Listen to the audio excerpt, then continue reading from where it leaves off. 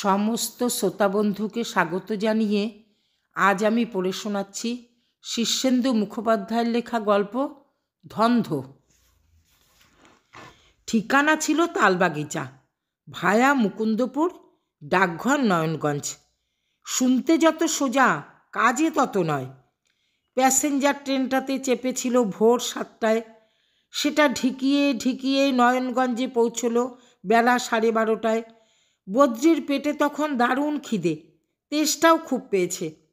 নয়নগঞ্জে স্টেশনের ধারে একটা খাবারের দোকানে ঢুকে ঠান্ডা কচুরি আর জিলিপি খেতে খেতে বদ্রি তালবাগিচার হদিশ জেনে নিচ্ছিল। দোকানদার কথা বলতে মুখিয়েই ছিল। এরকম লোক থাকেন সব জায়গায়। তালবাগিচায় পৌঁছনোর হরেক উপায় বাতলে দিতে লাগলো। সোজা কথায় তালবাগিচা খুব সহজ জায়গা নয়। নয়নগঞ্জ থেকে বাসে চেপে মুকুন্দপুর, তারপর ক্রোশখানেক রাস্তা। সেটা সাইকেল হলে ভালো, গরুর গাড়ি হলেও চলে যায়, নইলে হন্টন।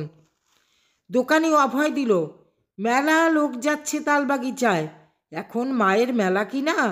সেই যে সতীমা, শোনেননি তার কথা? 8 বছরের মেয়ে বিয়ের পিঁড়িতে বসে বরকে দেখে ফিক করে হেসে ফেলল। বেহায়াপনা মনে করে যখন বাপ, জ্যাঠা, মা, খুড়ি সব এসে বকছে, তখন সতীমা বলল, হাসবো না তো কি, ওর সঙ্গে যে এই নিয়ে 7 বার বিয়ে হচ্ছে গো। শুনে সবাই তাজ্জব।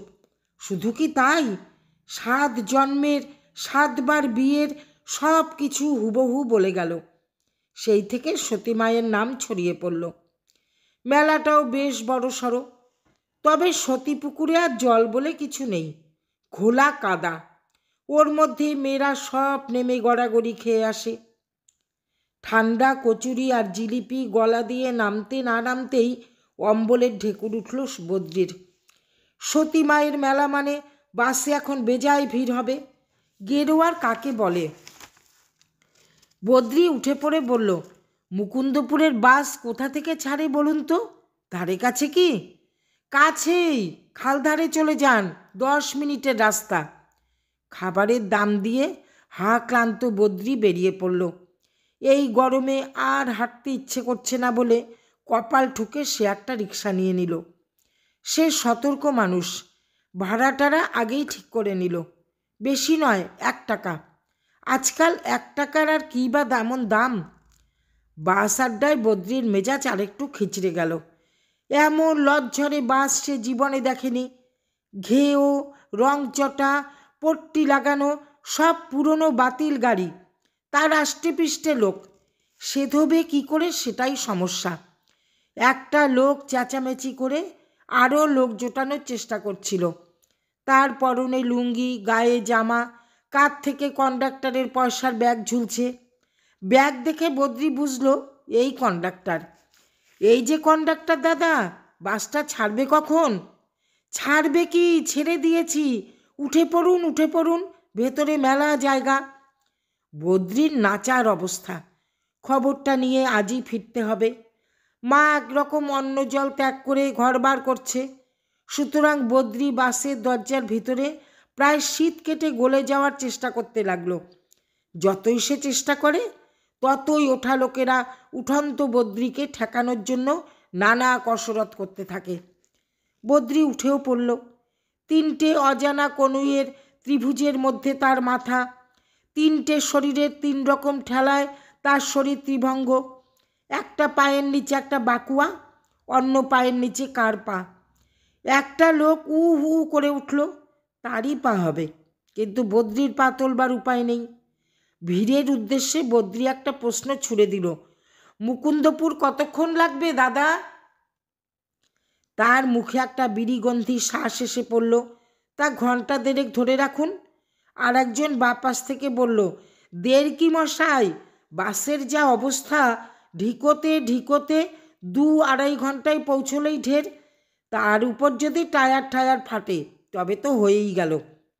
বদ্রি একটু শিউরে উঠল, তবে উপায়ই বা কী? এ হচ্ছে বুনো হাঁসের পিছনে তাড়া করে ফেরা।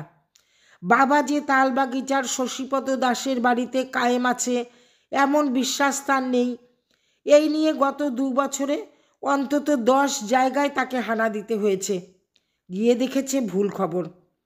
মাকে সে পই পই করে বুঝিয়ে বলেছে, কাগজের বিজ্ঞাপনে 2000 টাকা পুরস্কারের কথাটা না দেওয়াই ভালো।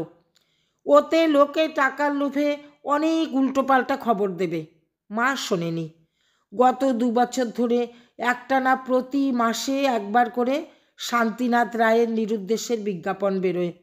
বয়ান একই, বয়স 62 বছর, উচ্চতা প্রায় 6 ফুট, রং কালো, কৃশকায়, মস্তিষ্কের বিকৃতি আছে, স্মৃতিশক্তিহীন। সন্ধান দিতে পারলে 2000 টাকা পুরস্কার ও খরচাদি দেওয়া হবে। একজন বিজ্ঞাপনের উত্তরে লিখেছিল, মহাশয়, দিন কতক হইল আমার বাড়ির সামনে একজন ঘোর কৃষ্ণবর্ণ পাগলকে ঘোরাফেরা করিতে দেখিতেছি, আর সব বিবরণই মিলিতেছে, কিন্তু গোল বাঁধিয়াছে উচ্চতাটা লইয়া।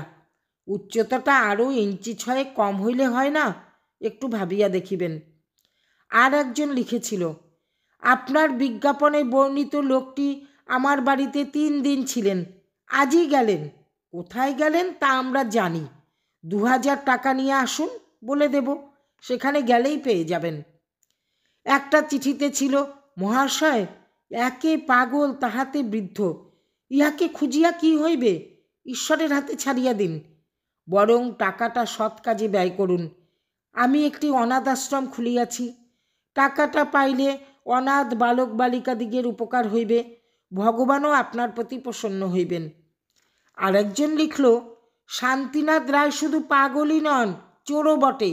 আমার বাড়ি থেকে অনেক মূল্যবান জিনিস চুরি করে পালিয়ে গেছেন। তাকে আশ্রয় দিয়ে কি ভুলই করেছি। পুলিশে ডায়েরি করা হয়েছে। আপনারা তার আত্মীয়, আশা করি আমার ক্ষতিপূরণ করে দেবেন। এসব চিঠির অবশ্য জবাব দিতে হয়নি, কিন্তু যারা সন্ধান জানে বলে খবর দিয়েছিল তাদের কাছে বদ্রিকে যেতেই হয়েছে। কখনো কলকাতারই কোনো ঠিকানায়, কখনো হাওড়া, হুগলি, বর্ধমানে। গিয়ে দেখেছে অন্য লোক বা ভুল খবর।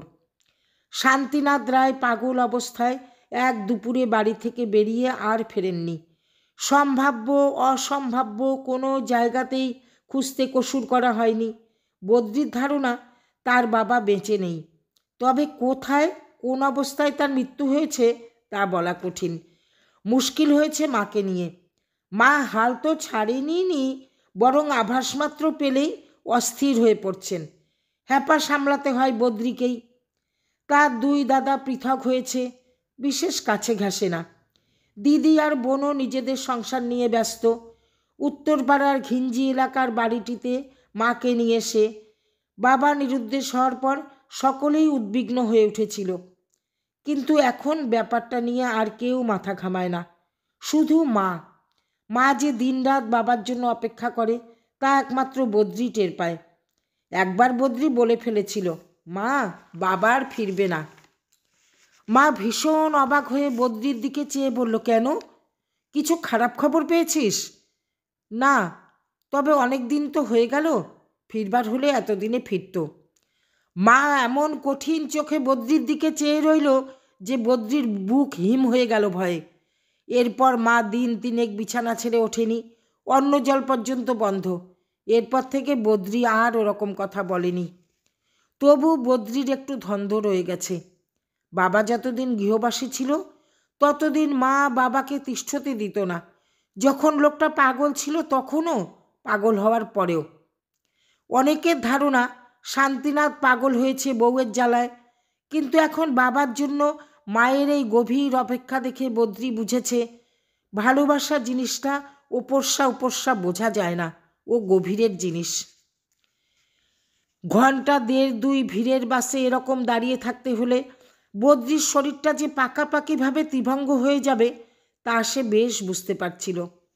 পায়ের তলায় যার পা ছিল সে সরিয়ে নিয়েছে, আর কোনো পরিবর্তন নেই।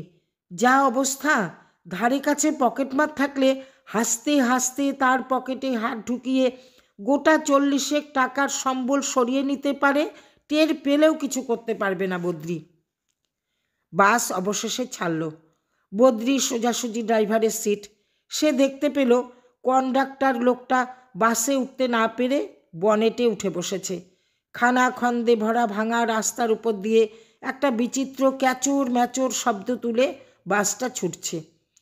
শশীপদ দাসের চিঠিটা খুবই সংক্ষিপ্ত, শুধু লেখা, শান্তিনাথবাবু আমাদের কাছে আছেন, ইচ্ছে হলে আপনারা তাকে নিয়ে যেতে পারেন, দয়া করে সঙ্গে পুলিশ পেয়াদা আনবেন না।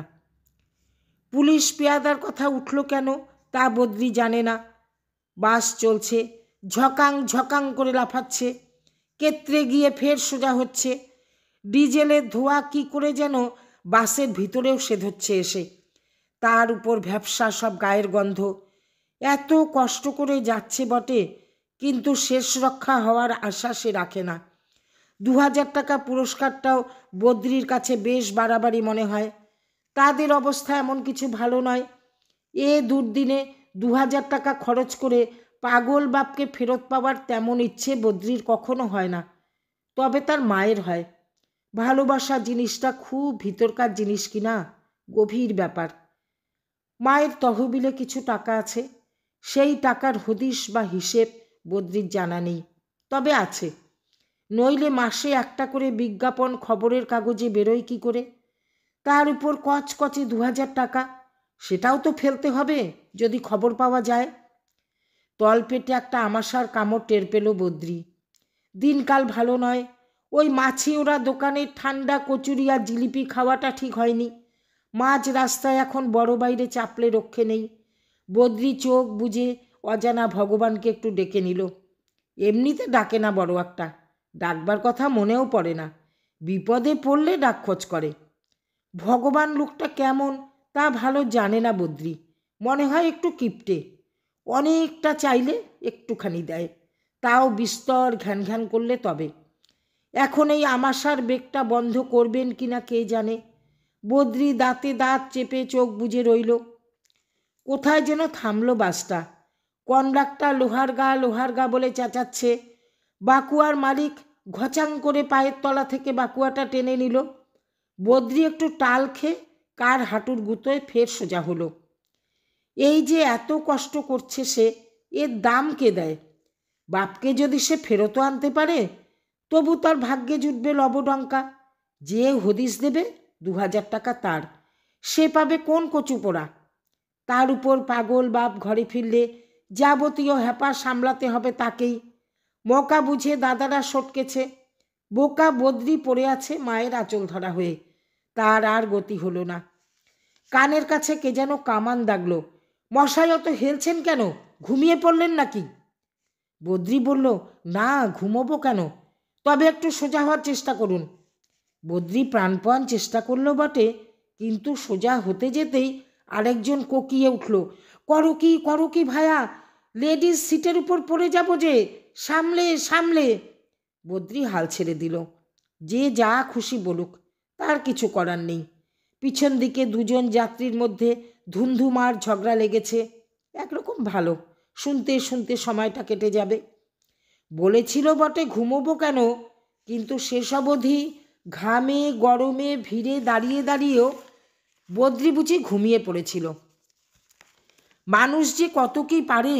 ঘুমটা ভাঙল বুক পিঠের চাপটা হঠাৎ আলগা হয়ে যাওয়ায়। চারপাশে একটা ধপাধপ শব্দও হচ্ছে। ভ্যাবাচাকা বদ্রির বুঝতে একটু সময় লাগলো। তারপর বুঝলো লোকেরা নেমে যাচ্ছে।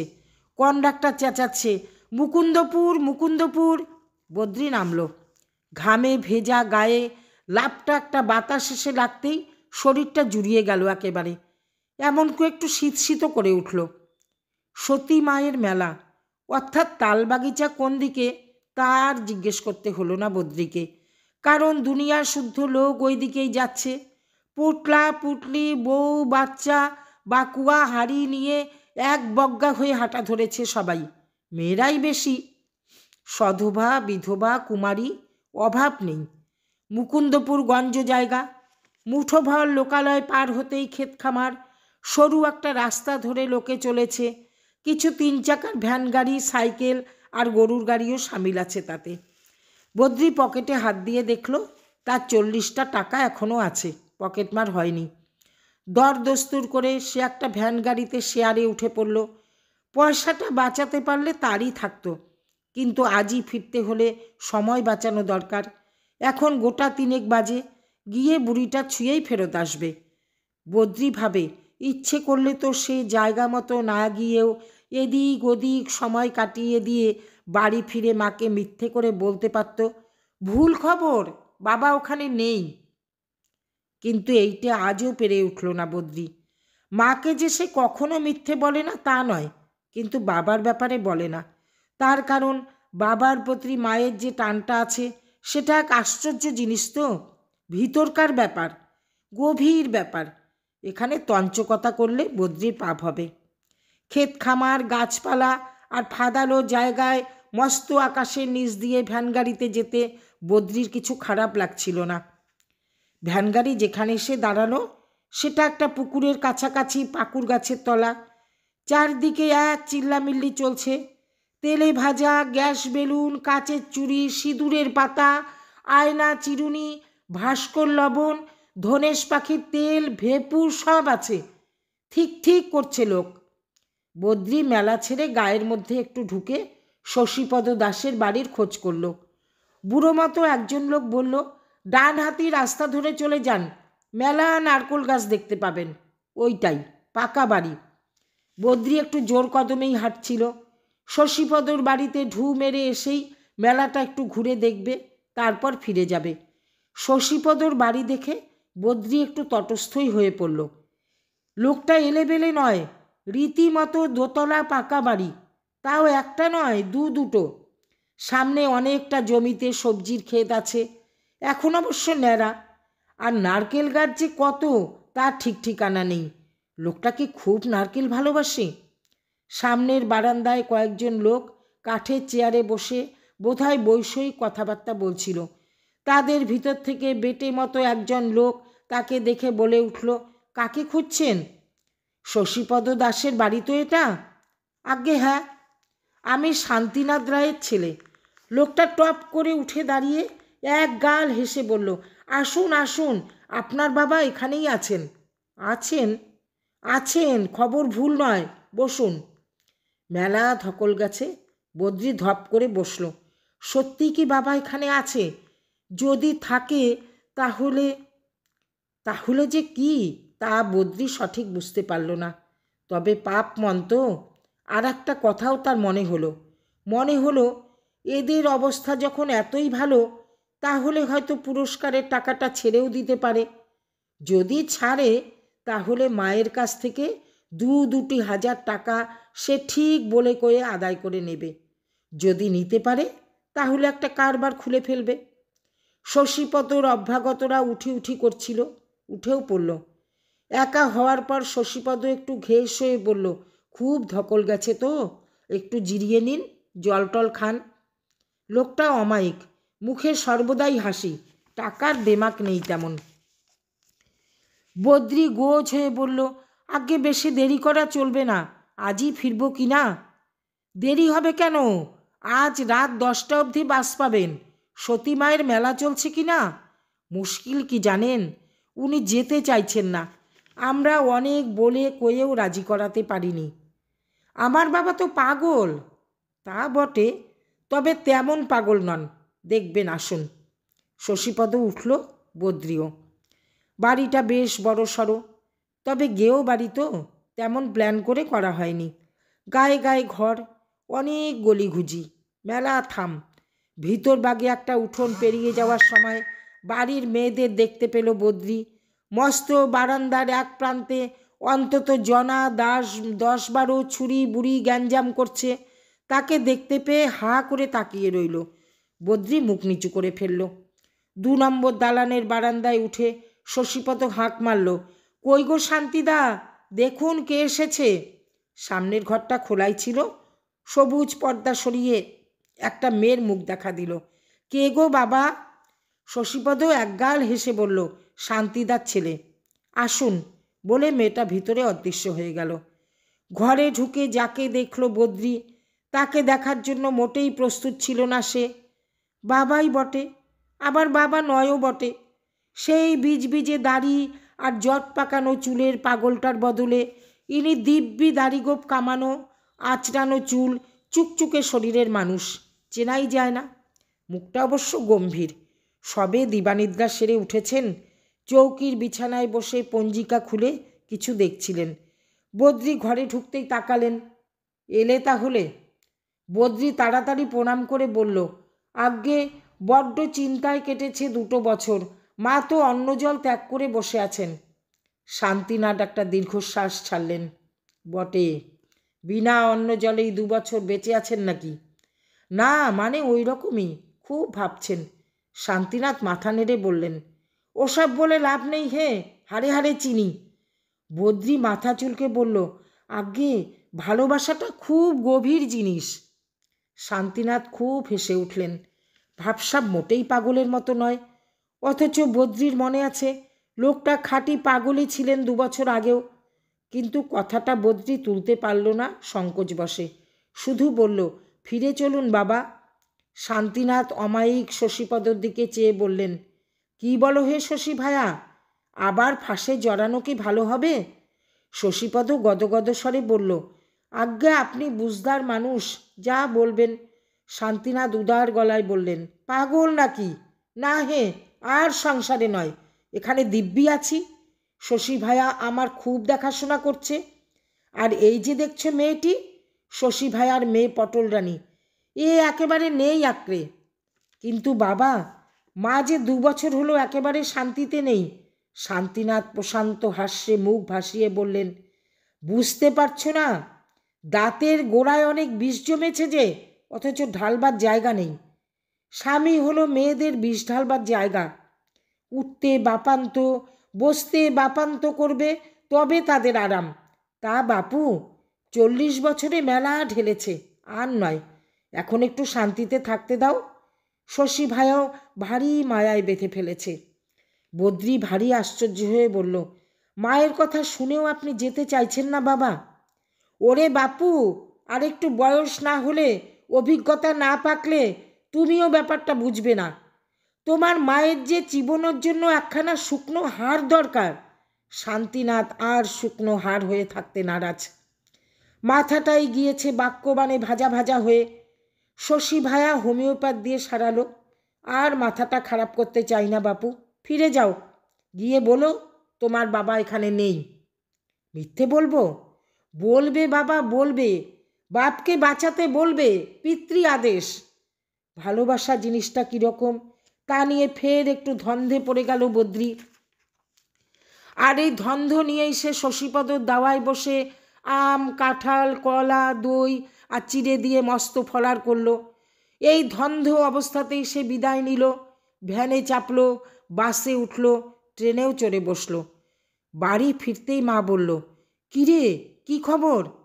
বদ্রি ভালোবাসার ধন্ধ নিয়েই দুঃখিতভাবে মাথা নেড়ে বলল, না, নেই, ওরকমই দেখতে, তবে অন্য লোক। আজ এই পর্যন্ত। সবাই ভালো থাকুন, সুস্থ থাকুন।